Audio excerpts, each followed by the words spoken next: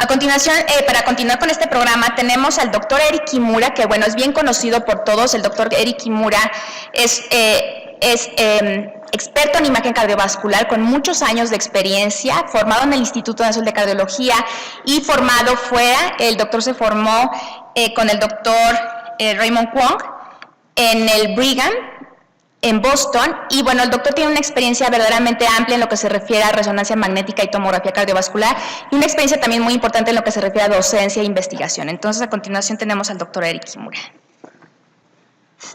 Tengo algunos conflictos de interés, no impactan en lo que vamos a presentar a continuación. Y los objetivos, como ustedes ven en la diapositiva, van a ser tres cosas. Uno, conocer cuáles son estos principios físicos de los cuales comencé adelantando algunos puntos. El segundo va a ser los tipos de adquisición tomográfica, que es justamente donde me quedé antes de que entregara ya la plática al comité organizador. Y finalmente, conocer los aspectos técnicos de la angiotomografía. Esta lámina me gusta enseñarla, sobre todo para los radiólogos un poco más jóvenes. El desarrollo de la tomografía no hubiera sido posible si el cuarteto de Liverpool no hubiera existido.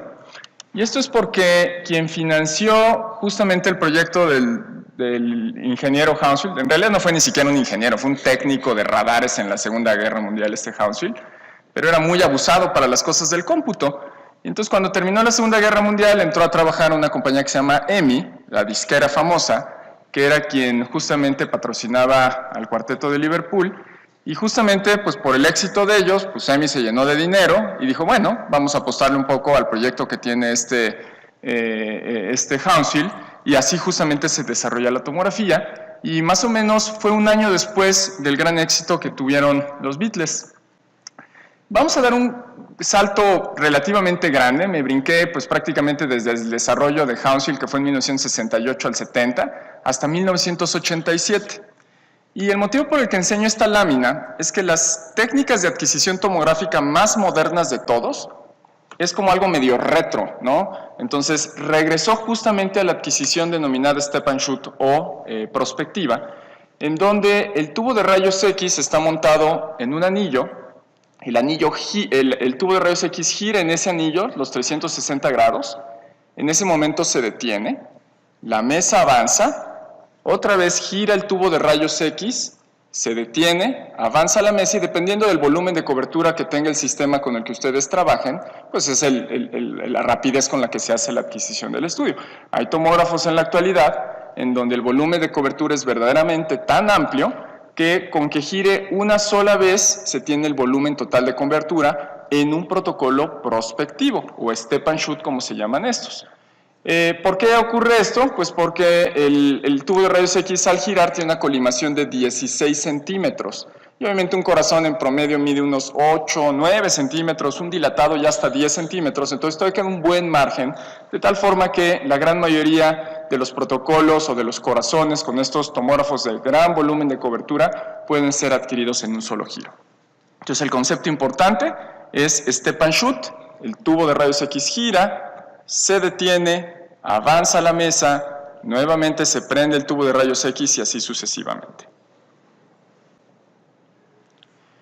El siguiente brinco histórico que es importante en la tomografía cardíaca se dio 3 años después del desarrollo de esa tomografía de cuerpo entero, step and shoot, se desarrolló lo que vino a ser una de las grandes revoluciones de la tomografía, que fue la tomografía helicoidal, en donde en lugar de que el tubo de rayos X estuviese montado en un anillo, se montó en una espiral.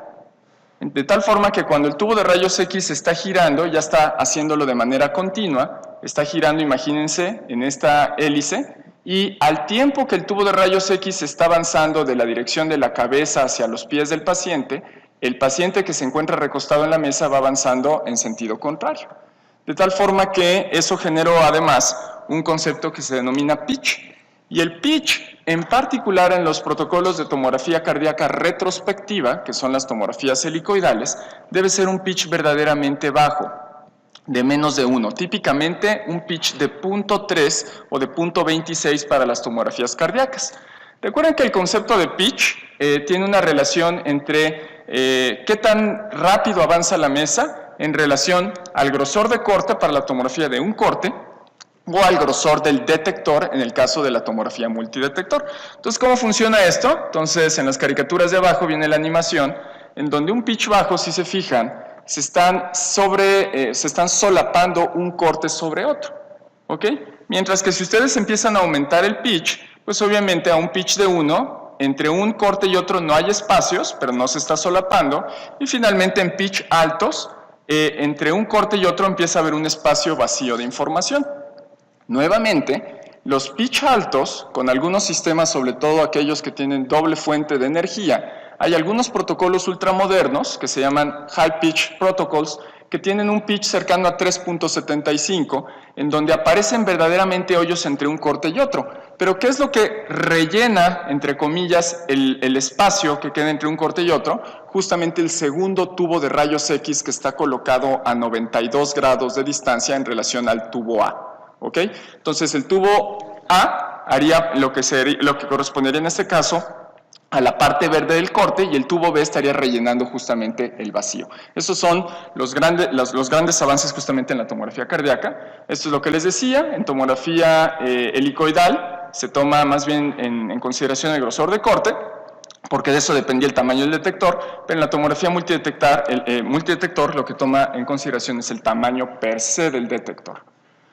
Entendiendo un poco entonces esos sistemas, el step and shoot y el helicoidal, entonces se dieron a tarea en el desarrollo de lo que fue la tomografía multidetector, y es lo que yo le he denominado la carrera por el número de detectores. Una carrera que paró más o menos, duró una década, empezó en 1998 y terminó en el 2008, y pasó desde el desarrollo del tomógrafo de 2 cortes, que fue el primero, que en realidad estuvo menos tiempo en el mercado de lo esperado, menos de un año, luego dio el brinco a 4 detectores, y de ahí ha ido subiendo hasta tener tomógrafos de 512 cortes o de doble fuente de energía de 396 cortes. ¿En qué consiste una tomografía multidetector? Eso creo que todos ustedes lo saben, simplemente que en el eje Z se colocan más de una fila de detectores, de tal forma que el volumen de cobertura por giro se incrementa de manera significativa y proporcional al número de detectores que ustedes están colocando en el eje Z. El eje Z, recuerden, es el eje cráneo-caudal del paciente, ¿ok? Y en la actualidad, entre mayor número de cortes, obviamente el volumen de cobertura se va incrementando. El ejemplo de la animación más o menos sería este de aquí. Un tomógrafo de un corte, un helicoidal de un corte, su volumen de cobertura, representado en este caso con 5 giros, sería más o menos este, y vean cuánto pues obviamente se incrementa en una tomografía multidetector. Ha habido un avance importante, más o menos se detuvo esa carrera en el año 2008, cuando surgió el tomógrafo de 320 detectores de la casa comercial japonesa y se desarrollaron las tomografías de energía dual con doble fuente. Así se ven los detectores. Esta es justamente la presentación de ese tomógrafo. Este es de 320 detectores, este sería el eje Z del paciente. El paciente, su cabeza estaría hacia acá, los pies hacia este lado, y este es el detalle justamente de las cerámicas. ¿Qué es la resolución espacial? Bueno, la resolución espacial es la capacidad de distinguir un punto separado de otro. Entre más cercanos se puedan distinguir estos dos puntos, mayor es la resolución espacial. El ejemplo viene en esta investigación. Esto es un Phantom, en donde se colocó un stent y se van haciendo diferentes grosores de corte. Obviamente, entre más delgadito sea el corte, vean que la nitidez de las estructuras se va detallando mucho más. Y aquí les pongo nada más las comparativas de los diferentes métodos. ¿Qué es la resolución temporal? La resolución temporal, a diferencia del espacial, como su nombre lo lleva implícito, habla de tiempo. ¿Cuánto le demora, en este caso, a la tomografía obtener el estudio y que eventualmente va a generar una imagen? Esto depende directamente de qué tan rápido rota 360 grados el tubo de rayos X en el gantry. Sin embargo, en realidad, por el tipo de morfología que tiene el haz de rayos X, que tiene una forma de abanico, no necesita girar en realidad los 360 grados el tubo para que se genere la imagen. Con que gire incluso 45 grados, eso sería suficiente. Entonces vean justamente que una resolución, por ejemplo, en un tomógrafo de 64 detectores, en lugar de ser de .33, que es el giro 360, si ustedes dividen esto entre 2, esa sería su resolución temporal real. Sin embargo, en la actualidad, la resolución temporal se puede mejorar con algunos algoritmos que pueden ser tan pequeños con giros de 45 grados o a través de algunos softwares. Este video que justamente les voy a enseñar es lo que hacen algunas casas comerciales para mejorar la resolución temporal.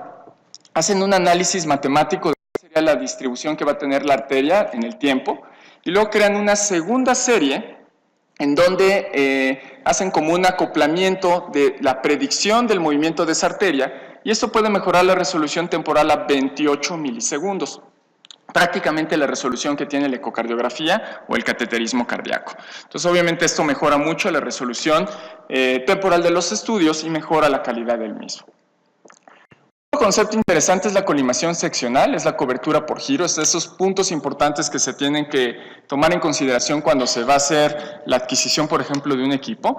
Entre mayor sea el volumen de cobertura, la verdad es que el tiempo de adquisición se corta de manera proporcional al número de detectores y resulta de multiplicar el número de detectores por el grosor del detector. Ejemplo, si el paciente tiene un tomógrafo de 64 detectores y el detector mide 0.5 milímetros, cada vez que gira 360 grados, entonces tiene un volumen de cobertura de 32 milímetros, 64 por 0.5. Si ustedes tienen un tomógrafo de 256 detectores, nuevamente pongamos, por ejemplo, que el detector mide 0.5, entonces el volumen de cobertura sería de 12.8 centímetros por cada giro. Y esto se representa justamente en esta lámina. Esta es la cobertura por giro en las diferentes generaciones de tomografía. Esta es una tomografía volumétrica que sacamos hace algún tiempo en el Instituto de Cardiología y represento aquí cuál sería el volumen de cobertura de un tomógrafo de 4 detectores en donde el detector mide 1 milímetro. Entonces gira 360 grados y en esos 360 grados tuvo una cobertura de 4 milímetros. Uno de 16, 12 milímetros. El detector, cada vez vean, se va haciendo más pequeñito. Un tomógrafo de 64 detectores, que fue el ejemplo que acabamos de dar, 32 milímetros. Y tomógrafos de amplio volumen de cobertura 12.8, y hay sistemas que ya tienen 16 centímetros de volumen de cobertura. ¿Esto en qué impacta? Bueno, impacta en que el desarrollo de la tomografía multidetector ha logrado una disminución significativa de la apnea. La apnea real para que el paciente se pueda tomar una imagen es aproximadamente de 0.3 segundos en los tomógrafos más modernos. La resolución temporal ha disminuido hasta 0.28 en el caso de software. La velocidad del tiempo de rotación ha bajado en algunos tomógrafos de la casa comercial alemana de Siemens hasta 0.25 milisegundos. En el caso de un giro de 360 grados, los grosores de corte aproximadamente a 0.23 y obviamente esto impactado al tener una reducción tan significativa en la apnea y en el volumen, en el tiempo de exploración, una reducción del contraste que requiere el paciente. De hecho, ustedes van a encontrar en literatura varios artículos en donde las tomografías cardíacas de angio de arterias pulmonares se pueden hacer con volúmenes tan bajos como 20 mililitros. Los tomógrafos de estado del arte más o menos son estos de aquí, entonces de las diferentes casas comerciales. El número de detectores o de cortes se los pongo en esta columna. Las resoluciones espaciales, vean, pueden bajar hasta 0.23 y los tiempos de rotación tan cortos como 250 milisegundos. Entonces, cuando ustedes comparan esa primera tomografía que obtuvo Hounsfield allá en Wimbledon, y lo ven contra los tomógrafos estado del arte, y esto lo dejé de, bueno, esta imagen la tomé en el año 2009, si no mal recuerdo. En ese entonces los tomógrafos tenían una velocidad que era 288,000 veces más rápida que lo que originalmente concibió y llevó, pues obviamente a la práctica Hounsfield, en donde un corte requería 300 segundos para su generación, y actualmente se pueden obtener 512 cortes en 0.28 segundos. Entonces, obviamente, al tener en consideración lo que comentaba el doctor Alex Anderson, que tenemos que tomar imágenes de una estructura que se encuentra en movimiento, la velocidad de adquisición cobra bastante relevancia. Vamos a ver entonces ahora cómo surgió la tomografía cardíaca en base a los principios que les he dado con antelación. Entonces, la primera tomografía cardíaca se pudo obtener en 1974 a través de una serie de tomógrafos que en la actualidad ya ni siquiera existen. Se llaman tomógrafos, tomografía computada por emisión de electrones. Lo hicieron en Japón, más o menos la imagen que se podía obtener de las coronarias era esta. Pues obviamente dista mucho de esas imágenes tan impresionantes que nos mostró Eric al inicio. Y bueno, fue mejorando. Tan es así que el doctor Agaston, a principios de la década de los 90, hizo la descripción de las unidades que justamente llevan su nombre. Entonces el doctor Arthur, allá en Miami, hizo la descripción del score de calcio. Y la verdad es que ya la calidad de la imagen mejoró mucho, y esto es obviamente porque aquí ya se acopló el trazo electrocardiográfico a la adquisición de las imágenes. Posteriormente, uno de los que son pues, verdaderamente los padres de la tomografía cardíaca, el doctor Stefan Achenbach, hizo la descripción en la Universidad de Harvard de la adquisición con esos tomógrafos de emisión de electrones de angiotomografía coronaria. La imagen, la verdad es que ustedes ven el año 1995, es verdaderamente excepcional. El problema que tenía este tipo de tomógrafos es que la capacidad de energía que emitía ese tipo de tomógrafos era tan baja que se necesitaban pacientes verdaderamente delgados para que la imagen no quedara tan ruidosa. Y por eso se desecharon y se continuó la investigación más bien con los tomógrafos convencionales que emiten radiación ionizante. ¿Cómo se genera entonces esa vinculación electrocardiográfica? Esto ya lo voy a ver rápido porque creo que con el doctor Alexanderson lo revisaron a profundidad. En términos generales hay una sístole y una diástole ventricular. El intervalo RR, es decir, la distancia entre un QRS y un QRS, se puede dividir en segmentos porcentuales en milisegundos. Y ustedes pueden además desglosar tanto esa sístole como diástole en diferentes subfases. En particular, lo que es importante es que se traten de tomar las imágenes, sobre todo si se tienen tomógrafos convencionales de hasta 64 detectores, en las fases de llenado lento, es decir, en donde el corazón tiene la válvula atrioventricular abierta, se está llenando, está en diástole, pero a pesar de que le está entrando sangre, la posición del corazón, del tamaño de la cavidad ya prácticamente no cambia. Y por ende las arterias coronarias que están pegaditas justamente a la superficie del corazón tampoco van a tener desplazamiento. Y esa fase corresponde a la fase de diástasis y más o menos corresponde al 70% del ciclo cardíaco. Ustedes pueden hacer una reconstrucción, le pueden pedir al equipo que haga una reconstrucción después de iniciado el intervalo RR, al 70%, por ejemplo, sería aquí, o en algunos casos, como también comentaba el doctor Alexanderson, sobre todo en pacientes que tienen arritmias tipo fibrilación auricular, en donde más bien, en lugar de utilizar segmentos porcentuales, utilizamos tiempos absolutos en milisegundos, en donde le pedimos al tomógrafo que haga una reconstrucción post-onda R o pre-onda R, dependiendo cuál sea la respuesta ventricular que tenga la fibrilación auricular. En términos generales, cuando ustedes entonces desglosan esa sístole y esa diástole ventricular, en este caso en segmentos porcentuales, vean cómo entre el 60 y 70% está cayendo en la fase de diástasis ventricular, que es en donde generalmente se utiliza para la toma de las imágenes, y en algunos casos, sobre todo en fibrilación auricular, la sístole ventricular es la fase preferida justamente para la toma de las imágenes. Regresamos entonces a ese concepto inicial con el que comencé la charla, diciendo entonces que los protocolos con sincronización electrocardiográfica para la toma de las imágenes cardíacas se pueden dividir en dos grandes grupos, prospectivos o retrospectivos. Los protocolos prospectivos emiten radiación únicamente en un pequeño segmento del ciclo cardíaco. Se emplea un concepto técnico que se llama padding, que ahorita vamos a platicar. Y generalmente este tipo de protocolos se emplean cuando no interesa una evaluación funcional. Aunque eso ya también está cambiando ese paradigma, no lo tocaré en esta charla, pero hay protocolos prospectivos en donde se hace una radiación prácticamente todo el ciclo cardíaco y se puede hacer también función ventricular.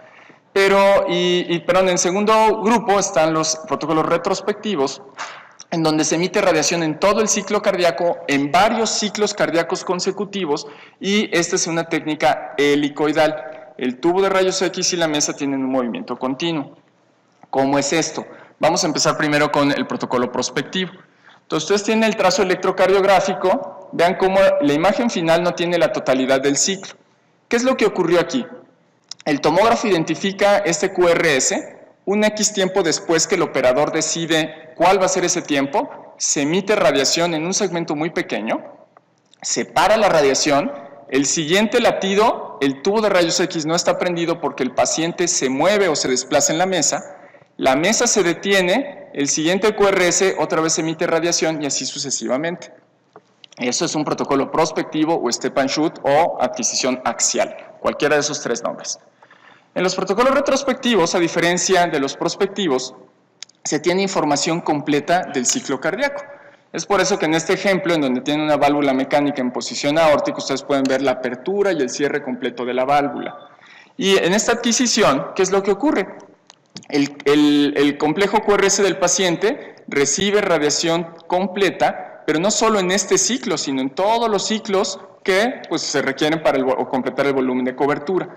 La dirección del tubo de rayos X se va moviendo de la cabeza hacia los pies y el paciente va avanzando de los pies hacia la cabeza. ¿Hecho? ¿Cómo entonces se hace la reconstrucción de las imágenes? Más o menos de la siguiente forma. Si ustedes tienen un protocolo retrospectivo, nuevamente con el intervalo RR, entonces vean cómo se tiene la información de todo el ciclo cardíaco. Estas imágenes que puse en la parte inferior, lo voy a volver a poner, es el mismo nivel de corte, pero en las diferentes fases del ciclo cardíaco. ¿Ok?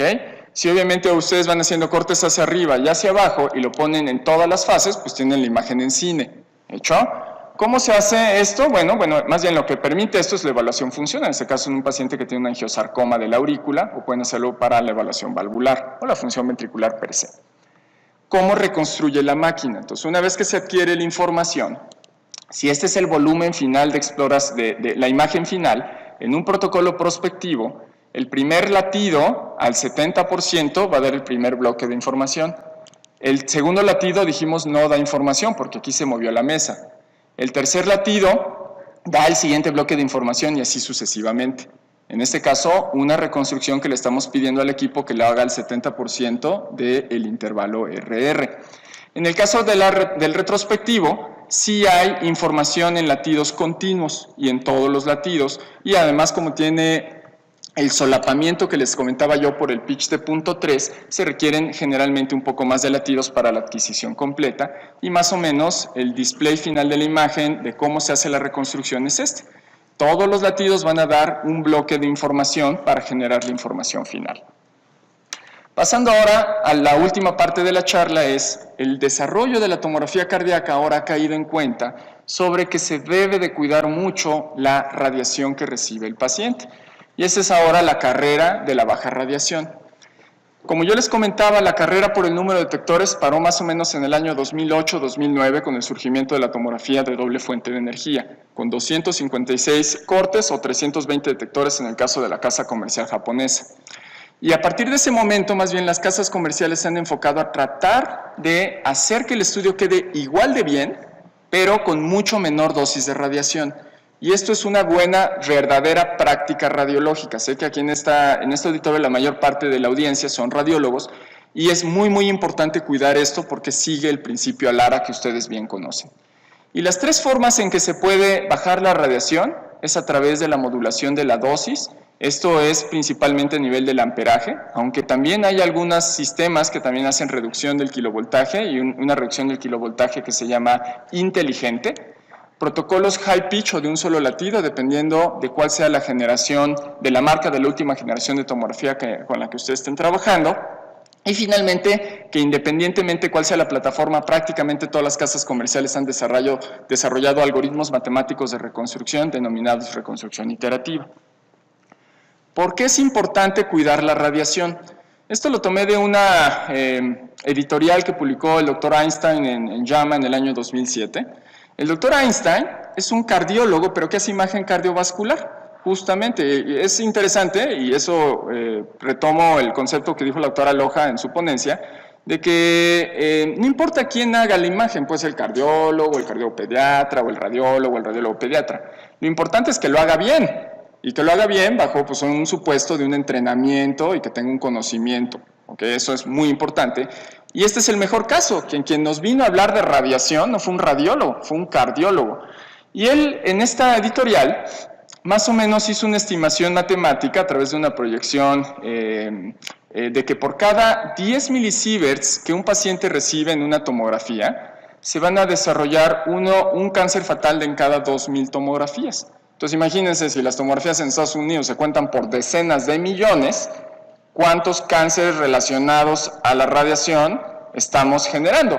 Porque una tomografía, por ejemplo, del abdomen, ustedes que son radiólogos, o yo que soy radiólogo, reconocemos que una tomografía de un solo pase, por ejemplo, en el abdomen, son 7 milisieverts en promedio. Entonces imagínense cuánto están radiando ustedes en un protocolo multifásico del hígado. Multipliquen eso por 4. Entonces un paciente, y si no me creen, váyanse al reporte de dosis de la tomografía cuando acaben de finalizar el estudio y vean cuántos DLPs está recibiendo ese paciente, multiplíquenlo por 0.015 y les va a dar un número de 25-30. ¿Hecho? Entonces tienen que tener cuidado y así para cada región anatómica.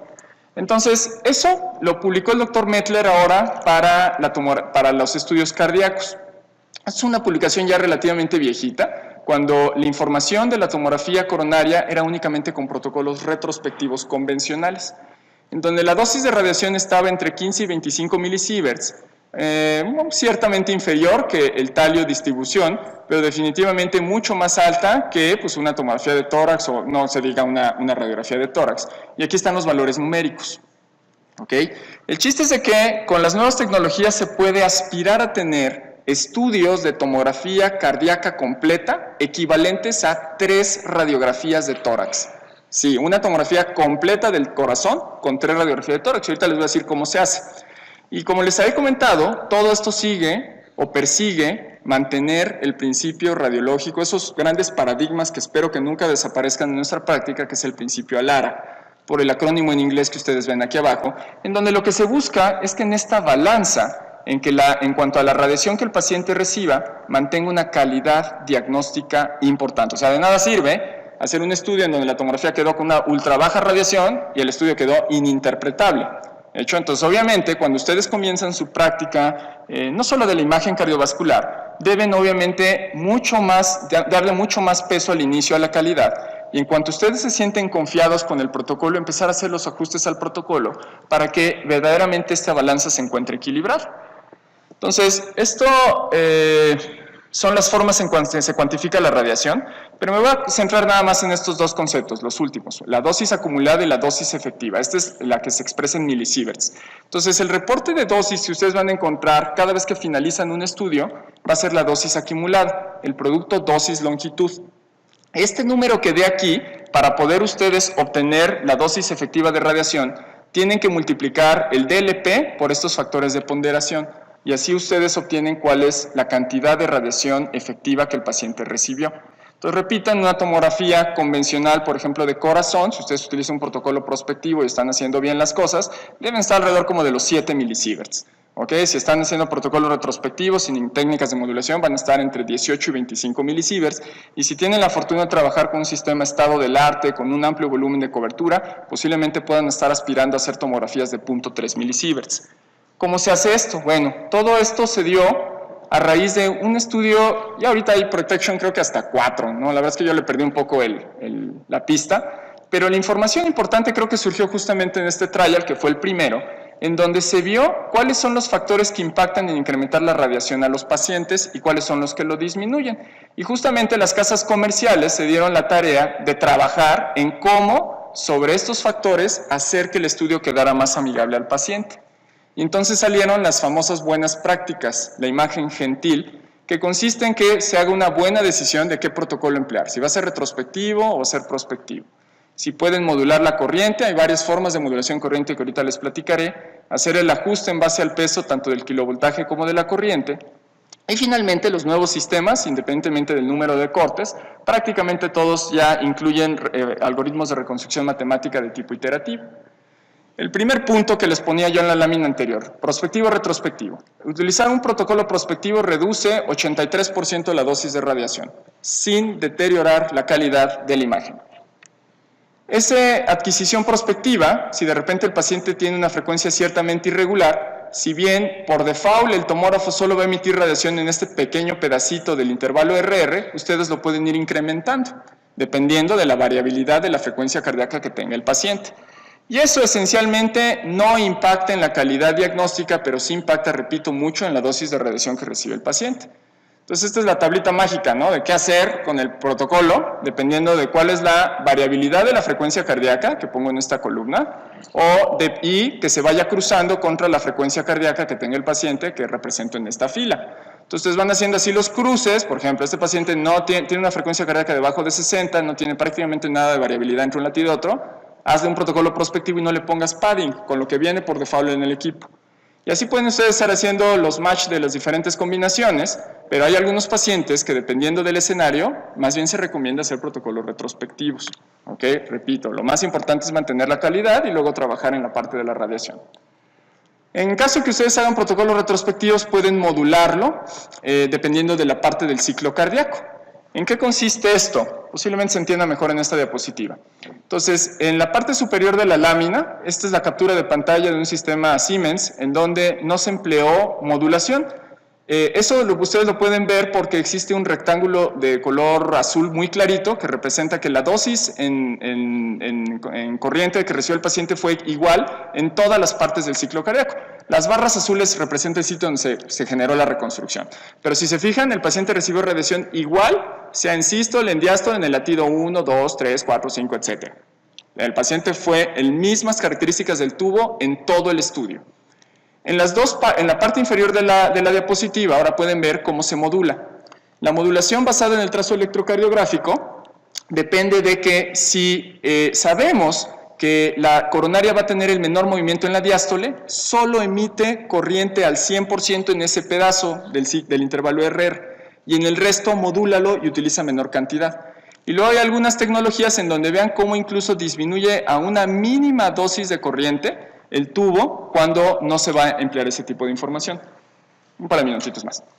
Entonces, el resultado neto es de que, vean, esta imagen de cine, no hay modulación, la imagen se ve preciosa, probablemente el paciente recibió muchísima radiación. Y en la imagen de aquí al ladito, esta de acá, uy, no jaló el cine, perdón. Pero bueno, lo que quería representar justamente aquí es de que está pixeleado porque de entrada utilizamos un bajo kilovoltaje, pero además emplearon modulación de la corriente basada en el trazo electrocardiográfico. Esto se ajusta obviamente el kilovoltaje, el amperaje en base al peso y talla. Otra forma de modular la dosis, que es muy importante porque depende del topograma, es modularlo en el eje Z, en el eje cráneo-caudal. Si sus técnicos o ustedes no hacen un buen topograma, no se puede emplear esta técnica de modulación, en donde se hace un estimado de cuáles son las áreas que requieren más radiación para mantener calidad. Vean, por ejemplo, aquí la radiación es al 100% porque obviamente se atenúa mucho la radiación en los huesos de los hombros. Pero conforme el tubo de rayos X va avanzando en la dirección Z hacia los pies, obviamente cuando llega hacia la porción torácica donde hay puro pulmón, no hay casi nada de hueso, pues obviamente no hay nada de atenuación y por ende no se necesita que el tubo de rayos X funcione al 100% de su capacidad. Eso es la modulación en el eje Z. Eso reduce 80%.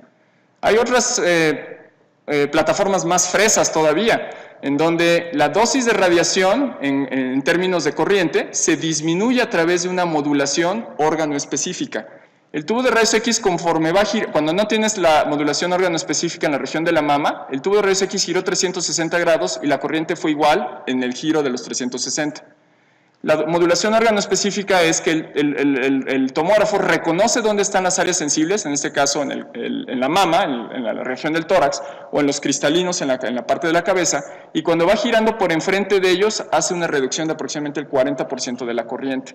Y eso, el efecto neto, es una reducción de 40% de la dosis. Finalmente, la reconstrucción iterativa, me lo voy a brincar, la verdad es que es un poco complejo explicarlo. Y vamos a llegar nada más a esta prácticamente última diapositiva. Si ustedes aplican toda esa bola de conceptos de modulación de corriente, buenas prácticas, pueden aspirar a hacer tomografía de un giro. La tomografía de un giro, dependiendo de la casa comercial, puede ser la americana o puede ser la alemana, pueden llegar a tener dosis verdaderamente bajas de radiación. Este es el ejemplo de la casa alemana. ¿Okay? Eso lo hicimos hace casi 10 años en el Instituto de Cardiología, un tomógrafo de doble fuente, en donde el volumen total de exploración fue este es el paciente real. La animación representa lo que hace el tomógrafo, tiene el trazo del paciente, la iluminación del rectángulo amarillo fue todo el estudio, un micropedazo del ciclo cardíaco, se obtuvo la información y la dosis de radiación es de 0.35. ¿Okay? Eso no es ciencia ficción, eso lo hicimos hace 10 años en el instituto y la verdad es que las casas comerciales han trabajado muy fuerte justamente para tratar de alcanzar este tipo de cosas. Voy a dejar aquí la charla, ya justamente me acabé mis 30 minutos y pues le doy de nuevo muchas gracias a la doctora Loja por la invitación.